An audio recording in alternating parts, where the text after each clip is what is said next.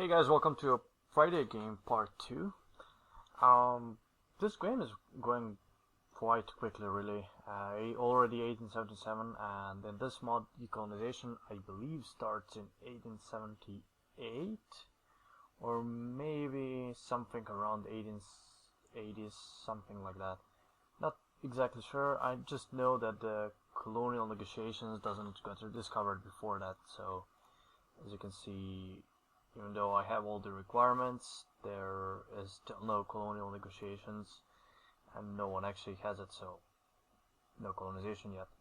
But that will begin very soon, and in the current situation I think we are in pretty decent shape before the colonization. Got all of the Egypt, there is only Ethiopia left. Eritrea. Ethiopia is controlled by Italy. Italy has finally formed by rebels, and that was not a big surprise. The only good thing is they didn't attack me in the beginning of the previous session. I was really actually vulnerable because UK and Russia were still in the war, and that war kind of continued for a bit longer until they actually signed a white peace, because UK was never able to add a war goal because Russia still had positive war score from battles, and there was really no way for UK to gain any war score. They did occupy Sinai, but that gave them very little war score, I think maybe 2% at most. So that war ended. We didn't have any wars in Europe. There was a potential for actually Franco-Prussian war earlier, but it only happened I think few days before the session ended, or actually I'm not sure if the AI started this war. I believe the war started during the session. Let me see. There we go. I'm pretty sure the war started during the session, so we will be seeing how NGF will be dealing with France. I don't really think they can actually win this war, because NGF had a great opportunity of attacking France once France was down to only 50 brigades with basically no army tech, and NGF had 100 brigades. They decided not to engage with France and hoped that they could actually gain Alsace-Lorraine through peaceful means and some treaties and land edits, but that actually didn't happen. So now they have to fight the war, and this doesn't seem like it will be a very good war for NGF, and I actually don't think this war will last for very long. I think they will try to peace out as soon as they start losing troops, or maybe even before that. We'll see. I think they are also trying to make a treaty with France, giving them... I don't actually know what they could potentially offer to France, but we'll see about that. As for the other wars, there is Italy. I don't think they will be fighting Austria. Austria agreed to give them Lombardia and Venice, so they seem to be friends there. And I still have Sicily, so I think I'm gonna hold on to that, because Italy doesn't really want to trade anything for it, so we'll probably have to fight it out. And in that sense, I think I still have advantage, because I believe I have better military tech. Let's see, 12, and Italy has only 9. So I feel pretty safe, pretty comfortable right now, because during the previous session, even though I didn't manage to get back into great power spot, I still was able to advance my industry, boost my score a little bit. It currently ranked 10th, and that's not a bad spot really, because I'm only 100 points behind Austria, and Austria might lose those points if they lose a war, so I think we're in a pretty decent spot. As for the other countries, we have Russia growing steadily, and actually their industry hasn't grown so quickly as I expected them to. As you can see, they're only 140 points above us in industry, and that's not a terrible shape, but I think they should have had more at this point. As you can see, NGF has almost by 100 points, and that with South German Federation will bring them to the #1 spot once they form Germany, if that actually happens. One interesting thing, we have Portugal, Brazil being formed. That's a new thing in this mod. So Brazil is able to create some sort of union with Portugal. It will be interesting to see if they will actually try to hold on to those European parts, because I think it's quite obvious that Spain would like to get the Portuguese lands, and it won't be an easy task for Brazil to defend that, especially if they don't have a support of any European countries. So I might actually consider allying Portugal, Brazil. If things don't go my way in Europe and I get pushback from Italy, if there is a huge alliance between France, Italy, Spain maybe, then I will consider allying Portugal, Spain. But if I join them in their defensive war, it's very likely that we will lose that war, so we'll have to approach that carefully, really. The good thing is I'm currently making a lot of ironclads, and that'll boost my colonial power. I already have a lot of colonial points, and once the colonization starts, I think I'm gonna be colonizing quite a lot.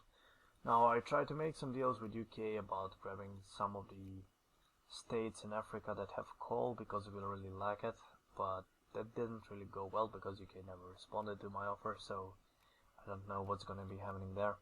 As for the other parts, I think I'm gonna maybe, if Italy gets engaged into some wars, then I'll definitely gonna be looking to get Ethiopia, because I don't want them to have that portion of land, which is very likely to be colonized by Italy, and that's going to be quite problematic for me. I'm gonna look and try to ally Scandinavia and see if they can actually help me, because as long as I have larger navy than France and Italy combined, they really can't do anything to me. And I'm currently allied to UK, so that's quite a decent position for me. Russia annexed all of the Persia, and they might be attacking Britain once again, but I think they will try to focus on their mainland for now, so we'll see how that works out. As for USA, nothing really new. They're chopping more parts of Mexico, and that's going quite well for them. Yeah, what's their population? They're already at 10 million population, so that's quite a huge USA. As for the current rankings, UK of course first, France is second. In this mod, I think France has more events and decisions for prestige, so that's quite expected. Russia down to third position. They do start as a second, but this is all really expected. Japan sixth, also expected. Scandinavia 7th. I was actually thinking that Scandinavia wouldn't be able to remain as a GP, especially I think it wasn't a player controlled nation in the first session, so that's quite a decent achievement for Scandinavia to remain a GP. And then we have a bit of surprise, Portugal, Brazil in the 8th spot, taking over. I believe Austria-Hungary was there, and then Brazil took their position, so quite a disappointing thing for Austria, but they haven't been fighting any wars really, so I think they're still in quite a decent shape, so it's nothing too terrible for them. They dropped from a GP spot, but if they continue industrial growth, that they should be fine really.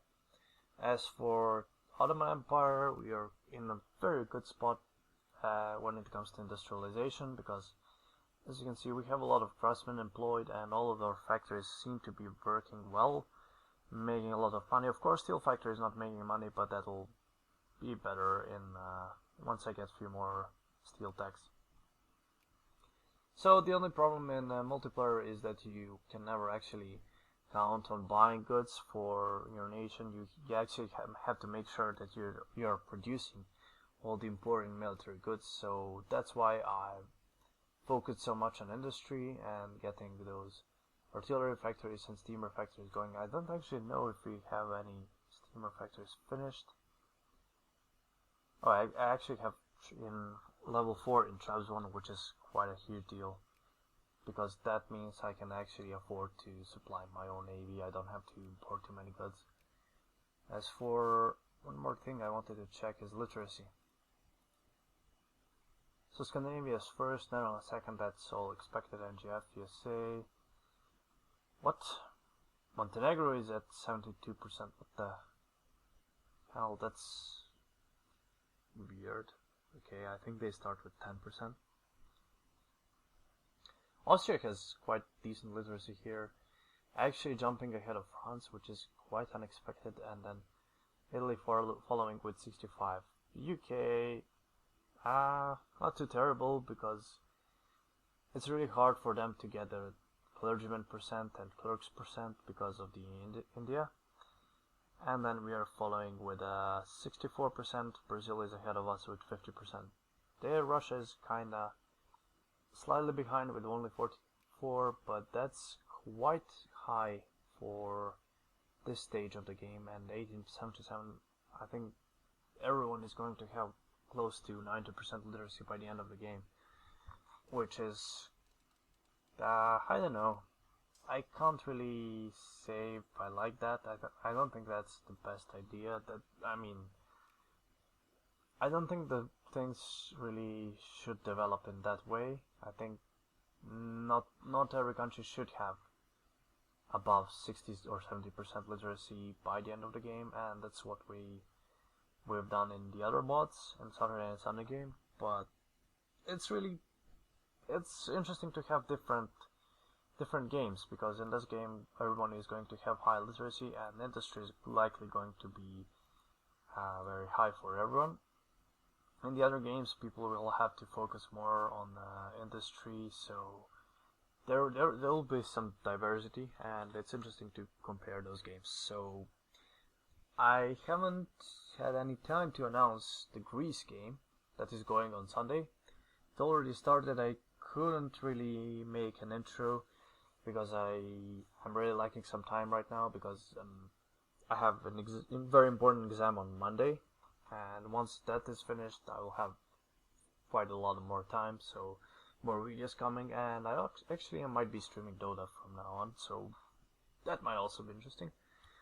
In any case, I will be doing an after action report on Greece game, and that one is really interesting one, although there are some things that I didn't really like, but you'll see. I'm being quite how shall I put it, quite ambitious in that game. I really want to form Byzantine Empire, but we'll see how that works out. So anyways, thanks for watching, and stay tuned for a stream tonight. Have fun.